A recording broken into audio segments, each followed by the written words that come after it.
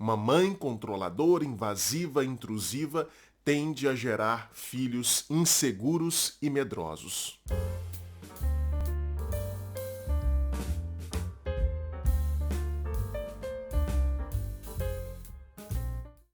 Olá, o meu nome é Lucas Napoli, eu sou psicólogo, psicanalista e tenho doutorado em psicologia clínica. Seja muito bem-vindo ao canal Psicanálise em Humanês. Outro dia, lá no Instagram, uma pessoa me perguntou o seguinte: Lucas, qual a consequência para um adulto que teve uma mãe controladora e intrusiva? Eu quero falar sobre isso nesse vídeo de hoje. E eu começaria dizendo o seguinte: para o Winnicott, para o psicanalista inglês Donald Winnicott, a criança, para crescer saudável, para crescer psicologicamente saudável e também, por que não dizer, fisicamente saudável, ela precisa de pais que ofereçam para ela um cuidado suficientemente bom. Ou seja, ela não precisa de pais perfeitos.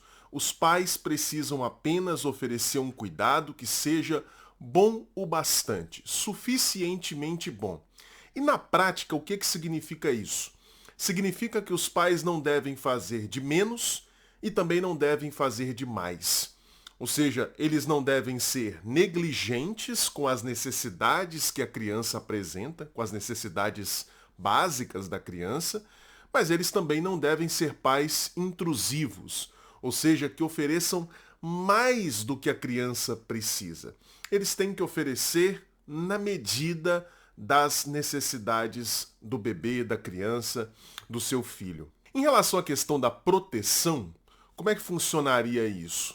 Pais suficientemente bons serão aqueles que vão oferecer para a criança proteção contra perigos externos, contra ameaças. São pais que não deixarão a criança passar por situações de risco, mas também serão pais que permitirão à criança experimentar desconfortos, dificuldades, ou seja, experimentar algum grau de liberdade que vai aumentando à medida que a criança vai crescendo. Pais que são muito controladores, que são muito invasivos, que têm muito medo de que a criança passe por algum momento de desconforto, que passe por alguma situação de risco, eles acabarão se tornando pais controladores.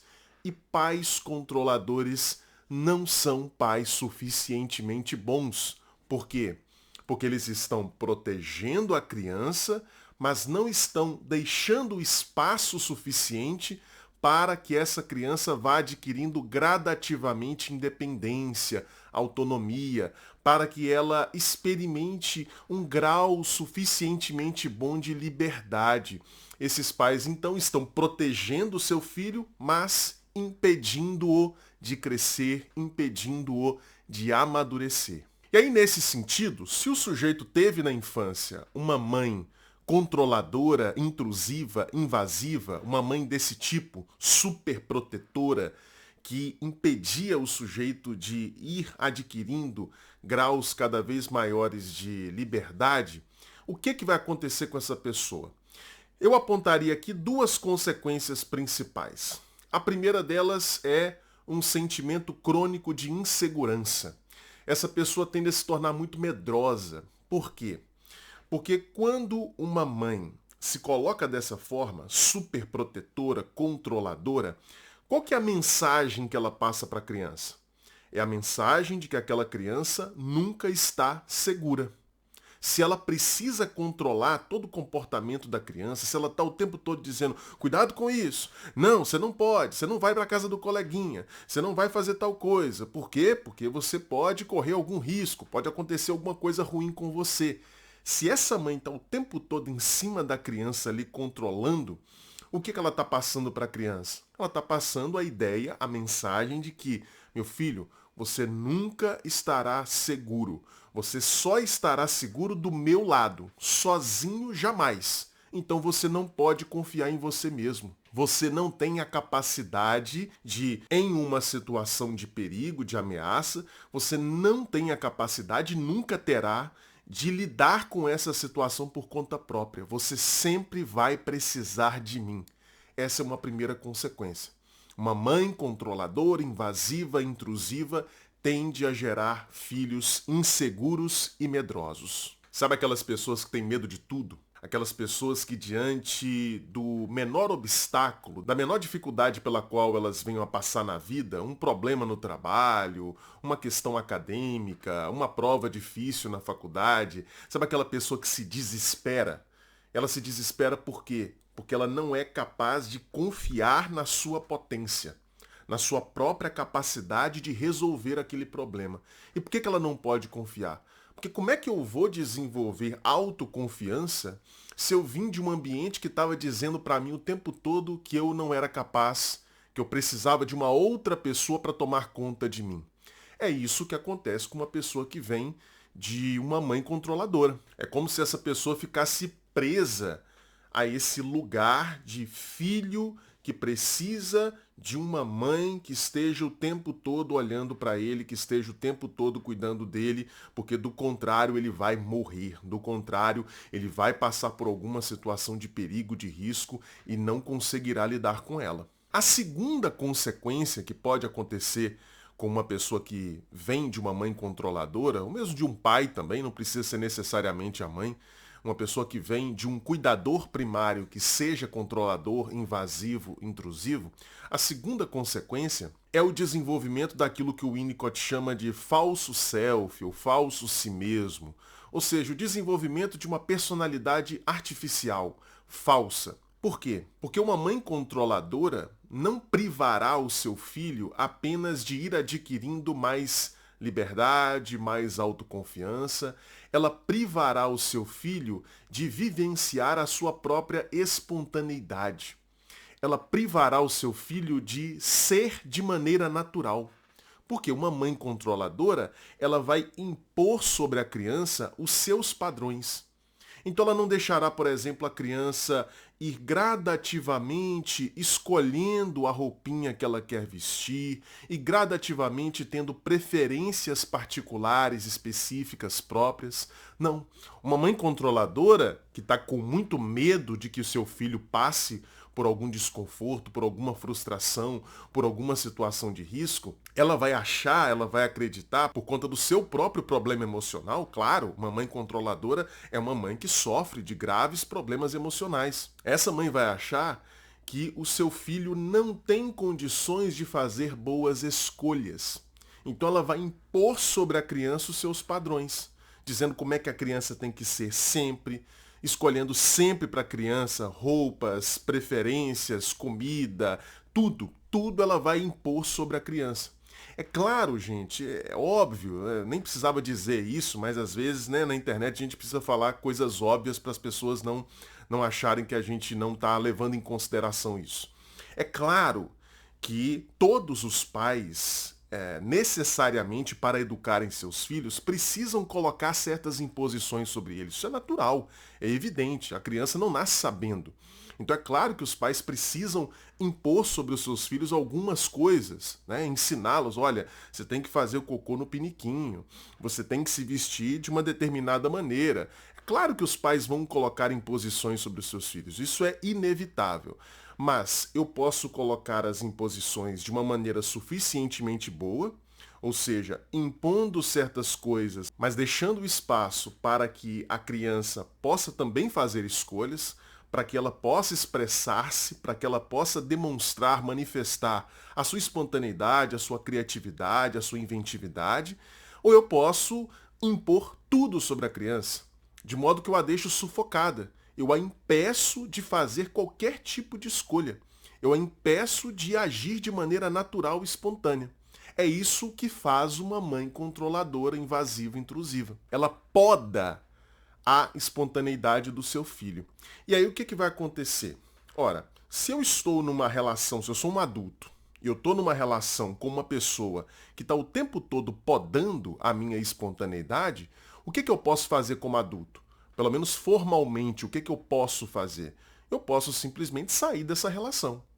Nada me obriga na vida adulta a manter um relacionamento com uma pessoa que faz isso comigo, com uma pessoa controladora. Eu posso simplesmente sair. E a criança? A criança não pode. A criança não tem essa possibilidade de dispensar os pais, de terminar com os pais. A criança não tem essa possibilidade. Por quê? Porque ela ainda é muito frágil, vulnerável, dependente. Então ela não pode sair de casa, ela não pode dar uma banana para os seus pais.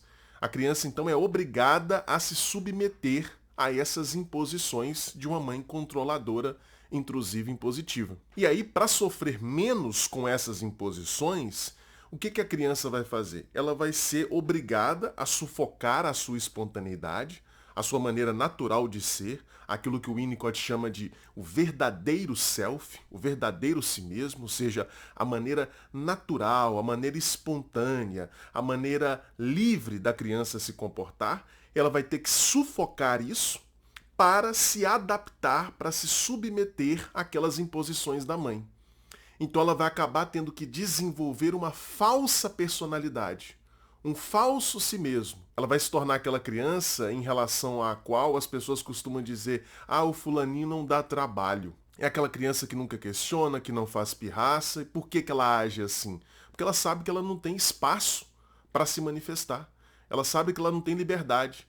Então ela pode até começar tentando fazer uma pirracinha, mas logo vem a imposição materna e ela então vai aprendendo pouco a pouco que ela tem que ficar calada, que ela tem que sufocar os seus desejos espontâneos, genuínos, autênticos. E isso vai se mantendo, esse padrão vai se mantendo para a vida adulta. Então, na vida adulta, esse sujeito, além de ser muito inseguro, muito medroso, de achar que ele não dá conta de lidar com nada, ele vai ter também essa personalidade falsa, artificial. Vai ser aquela pessoa que não é capaz de dizer não, porque ela está sempre se submetendo ao desejo do outro. Vai ser aquela pessoa que tem a sensação de que ela não está vivendo de verdade, de que ela não é real, de que a vida não tem sentido para ela. Por quê? Porque ela passou a vida inteira não vivendo espontaneamente. Ela passou a vida inteira se submetendo à vontade de uma outra pessoa. Primeiro é a mãe controladora, mas depois é muito comum que pessoas que venham desse ambiente, elas acabem escolhendo na vida adulta, como parceiros, como amigos, como chefes, outras pessoas que vão exercer um papel muito semelhante ao da mãe. Esse papel controlador, invasivo, intrusivo. Então esse sujeito vai ter a impressão de que ele nunca viveu de verdade. E, na prática, é isso que aconteceu mesmo. Esse sujeito não pôde viver, porque ele não pôde expressar-se na sua espontaneidade. Ele não pôde viver de maneira autêntica. Ele teve que viver de acordo com as imposições de uma outra pessoa. Como é que a gente trata isso? A gente trata isso pela via da terapia psicanalítica. O que vai acontecer na prática dentro de uma psicanálise com um paciente desse tipo? Ora, esse sujeito, medroso, inseguro e que tem uma personalidade falsa, que está o tempo todo se submetendo aos outros, ele vai encontrar na psicanálise alguém com quem ele vai se relacionar, que é o psicanalista, que se comporta de uma forma totalmente diferente. O analista não vai ser impositivo com ele, o analista não vai tratá-lo como um ser extremamente frágil, vulnerável, que não dá conta de nada. Pelo contrário, o analista vai se colocar de uma maneira suficientemente boa. Vai se apresentar como uma pessoa confiável, como uma pessoa acolhedora, como uma pessoa não julgadora, não impositiva. E aí, a partir do relacionamento com essa pessoa, com o analista, esse sujeito, pouco a pouco, ele vai perdendo o medo de se expressar. Porque ele vai tendo contato com um ambiente, que é a análise, que permite que ele se expresse. Então, gradativamente, pelo contato com esse ambiente novo, nessa relação nova, nessa relação de confiabilidade, nessa relação que fornece para ele segurança, mas que ao mesmo tempo estimula nele a sua autoconfiança, esse sujeito gradativamente ele vai se abrindo, ele vai se tornando mais seguro, ele vai sendo capaz de confiar na sua própria potência e ele vai perdendo o medo de se expressar. Ele vai perdendo o medo de ser espontâneo.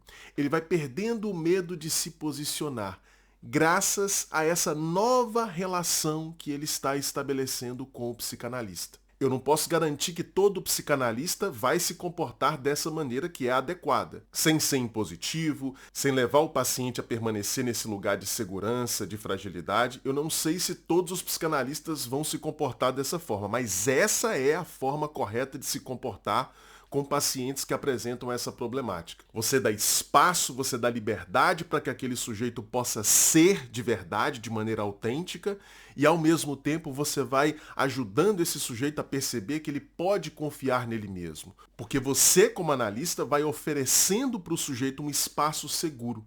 E pouco a pouco o sujeito vai internalizando essa segurança que veio do ambiente, que ele não teve lá atrás, e ele vai se tornando capaz de confiar, de sentir segurança nele mesmo. E assim ele se torna capaz de lidar com os problemas da vida sem desespero. É basicamente esse o esquema de tratamento para uma pessoa que vem de uma mãe controladora, de uma mãe invasiva, de uma mãe intrusiva. Sempre lembrando que aqui a gente está falando da mãe, porque a pergunta que a pessoa me fez lá no Instagram se referia especificamente à mãe, mas a gente pode ter também, claro, pais controladores, invasivos, intrusivos também. E aí, gostou desse vídeo? Você viu que aqui a gente utilizou bastante as contribuições teóricas do psicanalista Donald Winnicott. E lá na Confraria Analítica, você vai encontrar diversas aulas que tratam de conceitos, de ideias do Winnicott. Ah, você não conhece a Confraria Analítica? A Confraria é a minha escola de formação teórica em psicanálise. Participando da Confraria Analítica, você vai ter acesso a quase 300 horas de aulas que já estão disponíveis na nossa plataforma e a mais 2 aulas inéditas novinhas em folha toda semana. Uma aula ao vivo que acontece na segunda-feira às 8 horas da noite, toda segunda às 8 horas da noite. Essas aulas ao vivo ficam gravadas na nossa plataforma e uma aula gravada na sexta-feira sobre algum tópico, algum conceito específico do campo psicanalítico. Para ter acesso a essas 2 aulas novas toda semana e a quase 300 horas de conteúdo que a gente já tem disponível na plataforma, você vai pagar apenas o valor de R$ 49,99 por mês, ou se você preferir, você pode fazer uma assinatura anual no valor de R$ 497.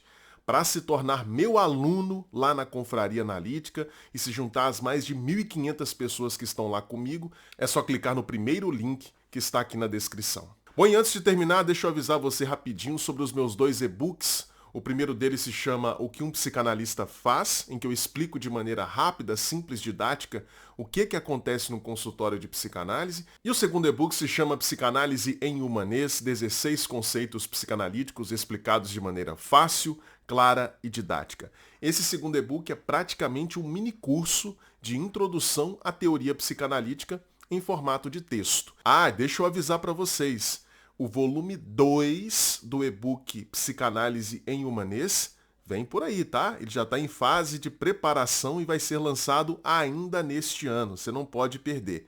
Para adquirir os 2 e-books que já foram lançados, é só clicar aqui nos links que estarão na descrição. Pois se você gostou desse vídeo, não deixe de dar o seu like, não deixe de fazer um comentário, não deixe de se inscrever aqui no canal para você não perder os próximos vídeos. E eu te peço, compartilhe esse vídeo. Tem tanta gente por aí que infelizmente veio de um contexto como esse, controlador, autoritário, invasivo. Tanta gente que veio desse contexto. Compartilhe. Eu tenho certeza que essas pessoas vão te agradecer por terem recebido esse vídeo através de você. Então compartilhe em todos os seus grupos de WhatsApp. Beleza? Eu encontro você então no próximo vídeo. Um grande abraço. Tchau, tchau.